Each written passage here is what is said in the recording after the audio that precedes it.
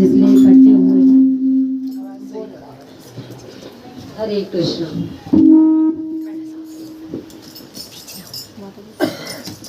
हरे कृष्ण। तो कार्तिक मास राधा रानी का बहुत प्रिय मंथ है। तो आप सब इसमें स्नान, ध्यान, तप, पूजन जितना भी हो सके, सबको पता है इसमें लाखों गुना फल होता है, हजारों लाखों।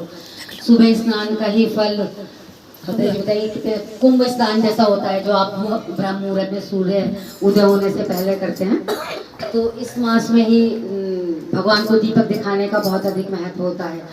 तो इसमें एक छोटी सी कथा है जो आप सभी को सुनाएंगे। तो कौन कौन है जो ये प्रोग्राम पहली बार अटेंड कर रहे हैं? काफ़ी सारे लोग। तो आप सब ध्यान से सुनिएगा, बाकी तो सब सुनते हैं, सब नियम पालन सब करते हैं। अधिकांश जनों के तो सारे कार्य ऑलमोस्ट पूरे हो चुके हैं, गंगा स्नान, धामवास वगैरह सबका हो ही गया होगा।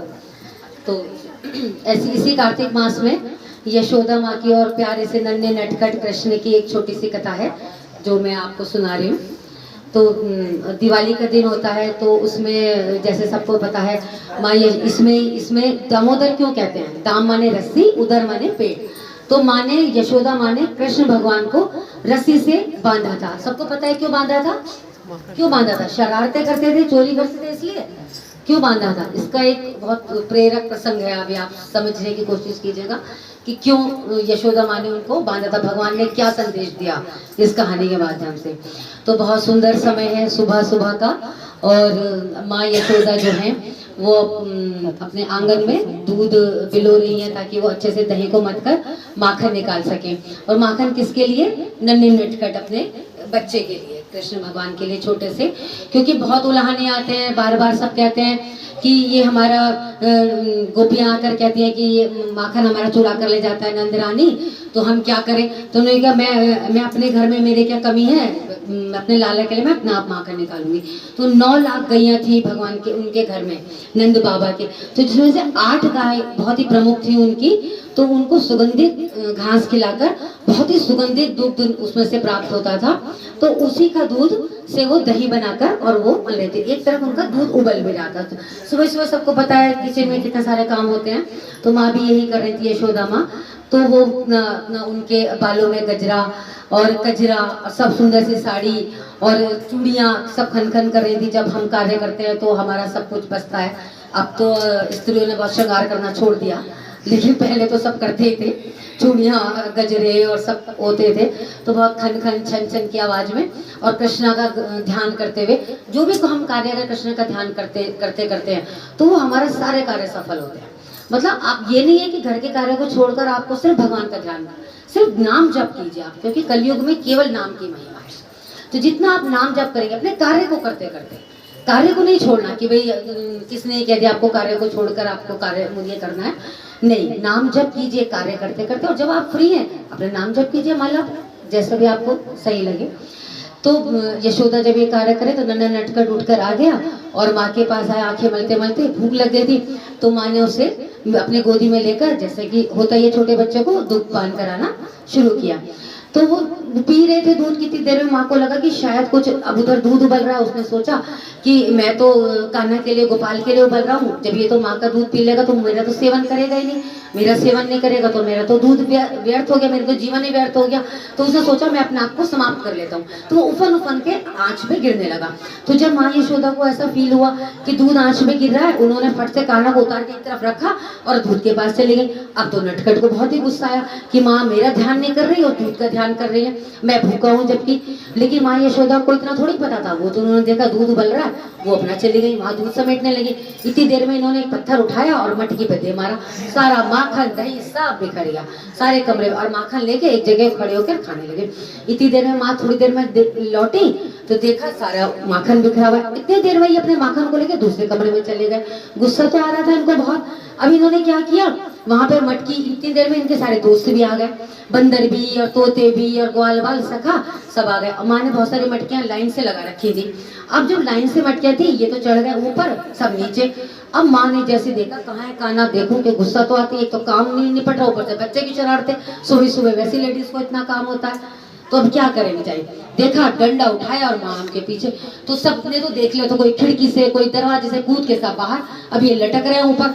जैसे ही देखा माँ गुस्से में एकदम अंगारा, आंखें लाल लाल, अपना चली तो ये अपना कूद के खिड़की के बाहर। अब माँ ने तो आप देखा रहता और लिया डंडा और बस पीछे पीछे वैसे गलियों में माँ भी भाग रही है, और आगे कन्हैया और पीछे माँ। सब सोच रही है क्या हो रहा है, आज कन्हैया को किस बात के लिए इतनी डांट पड़ रही है। रोज रोज तो हम ही कहते थे गोपियाँ कह रही हैं, और ये आज तो माई, इनकी माँ यशोदा इनके पीछे पड़ गई। देखे तो सही, सारा गाँव इकट्ठा हो गया। अब बड़ी मुश्किल से माँ की पकड़ में आए तो आप देखेंगे वहां पर ही नंद भवन में, देखेंगे नंद भवन के पास ही उखल बंधन की घटना हुई है गोकुल में। कभी भी आप जाइए, बहुत सुंदर मंदिर है, छोटा सा ही है, मतलब पुराने उसका, लेकिन बहुत अच्छा मंदिर है। और वहाँ पे भगवान को उखल से जहाँ बांधा था वो स्थान देख के जरूर दर्शन करके आइए। तो माँ ने इनको 2 पेड़ थे, उनके पीछे एक ओखली थी, बस उस ओखली से इनको बांध दिया। और बांधने के लिए क्या प्रयास किया माँ ने, उनकी जैसे वो बांधने चले, ये बंधे ना, इतनी सारी वो रस्सियां आ गई ऊपर से नीचे से, ग्वाल बाल सब, क्योंकि सब चाह रहे थे आज इसको तो शरारती को सजा मिलनी चाहिए, आज तो मिलनी चाहिए सजा, क्योंकि रोज रोज हमारे घर का माखन चुरा के भाग जाता है, तो आज तो सजा मिलेगी पक्का इसकी शरारतों के लिए। सबको बड़ा आनंद आ रहा था उनकी, मतलब छोटी छोटी शरारतें बच्चों की जो होती हैं माँ को। अब माँ जितनी रस्सी बांधे हर बार छोटी पड़ जाए, जितनी रस्सी समझ ही नहीं आ रहा है कि भाई हो क्या रहा है, ये रस्सी बंध क्यों नहीं रहा है। फिर हार कर माँ के अपना कंगन कहीं वो कहीं, और गजरा कहीं और कजरा कहीं, माँ तो थक गई, धूप भी हो गई थी, दिन का समय हो गया था, घर का काम सारा पड़ा, क्या करें। जब उन्होंने देखा कृष्ण की माँ थक गई प्रयास करते करते, एक छोटी सी रस्सी से बंध गए। हर बार रस्सी में क्या 2 अंगुल छोटी पड़ जाए, कितनी रस्सी आ गई, हर बार 2 अंगुल रस्सी छोटी पड़ जाए, कृष्ण बंधे ही ना। कि छोटा सा बालक क्या हुआ ऐसा कि जो रस्सी से बंधे नहीं रहा। फिर बस भगवान ने उनका प्रयास देखा, माँ का ये देखा, वो बस बंध गए रस्सी से। जब हुआ, ये सवाल है बाद में पूछूंगी, अभी सब ध्यान रखना। तो माँ जब बंध गई, वो अपना माँ तो अपना काम करने चली गई। इन्होंने क्या करा, थोड़ी देर तो बंधे रहे, रोते रहे, मुंह लाल हो गया धूप में। जब इनसे नहीं रहा, इन्होंने जोर से धक्का मारा, ओखली जिस पेड़ से, दोनों पेड़ धड़ाम से नीचे गिरे, और उनमें से एक बहुत सुंदर राजकुमार प्रकट हो और प्रणाम करके भगवान के पास चले गए। तो उन 2, ये लीला जो हुई, ये उन 2 महापुरुषों का उद्धार, देवदूतों का उद्धार करने के लिए हुई। उनकी कथा ये है कि जो वे एक पवित्र नदी में नग्न होकर स्नान कर रहे थे। ये 2 देवदूत थे, मलि कुबेर और मल्ल, क्या था नाम, मणिग्रीव और नल्ल कुबेर। वो अपना नग्न होकर, ये कुबेर के पुत्र थे।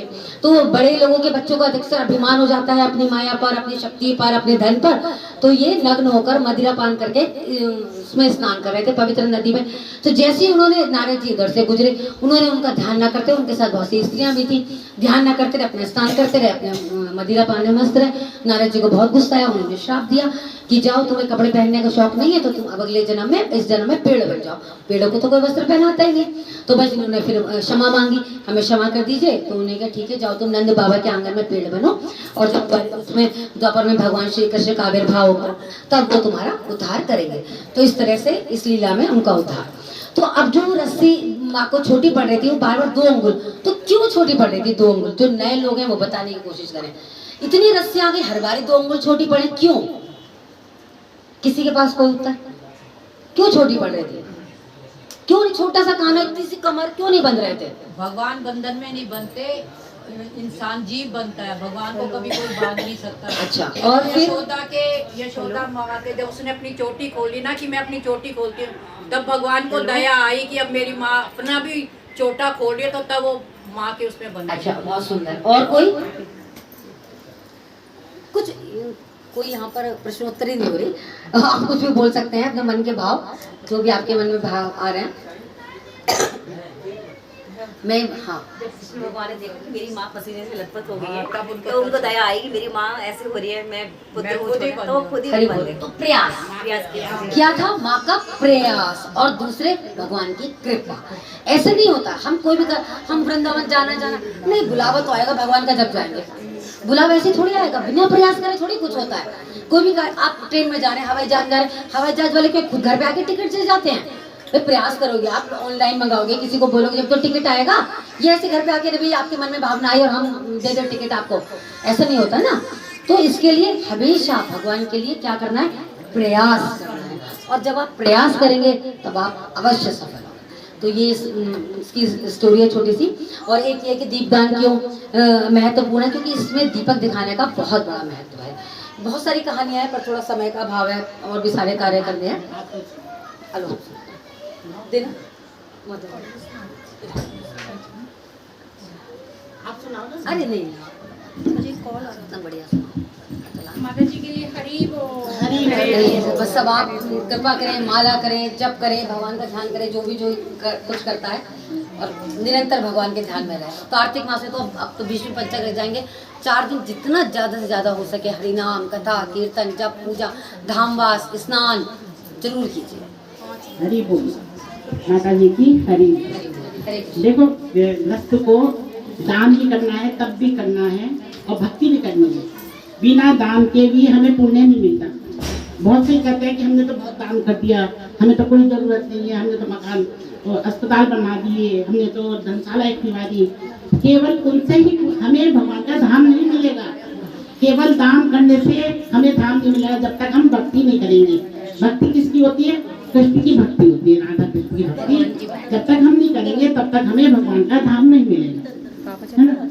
तो अब ये जो हम दीपदान करते हैं उसका महत्व सुनेंगे, क्यों करते हैं। बहुत से सोचते हैं क्या हिलाने से, क्या हम तो रोज ही हिलाते हैं दीपक, लेकिन उसका भी महत्व है कि एक रानी और राजा थे। बहुत रानी राजा बहुत प्यार से रहते थे, रानी बहुत प्यार करती थी राजा को, हर समय उनका ध्यान रखती थी कि राजा ये खा लो, राजा ये कर लो, राजा ये कर लो, हर समय उनका ध्यान रखती थी। कार्तिक का महीना था तो रानी एक दिन शांत बैठी थी। तो राजा ने कहा, रानी आज तुम्हें क्या हो गया है, आज तुम कैसे शांत हो? आज तुमने मेरे लिए कुछ कहा नहीं, ना तुमने मुझे खाने के लिए पूछा, ना कुछ, आज तुम्हें क्या हो गया? तो रानी बोली कि राजा जी मुझे आज एक बात अपने पिछले जन्म की याद आ रही है। कि वो क्या कि एक चुईया भी भागी जा रही थी, उसको देखकर मुझे अपने पिछले जन्म की याद आ रही कि वो क्या से चुईया से क्या मतलब तुम्हारा। कि वो बताती है रानी कि कार्तिक का महीना था, रात हो गई थी, सब घर में सब सो गए थे।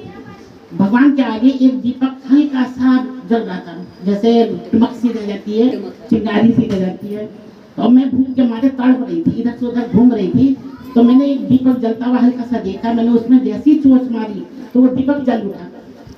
उसके दीपक जलते ही रोशनी हो गई। जब रोशनी हो गई तो भगवान मेरे आगे प्रकट हो गए। भगवान ने कहा, अरे आज तुमने मेरे आगे उजाला किया, मांगो तुम क्या मांगती हो।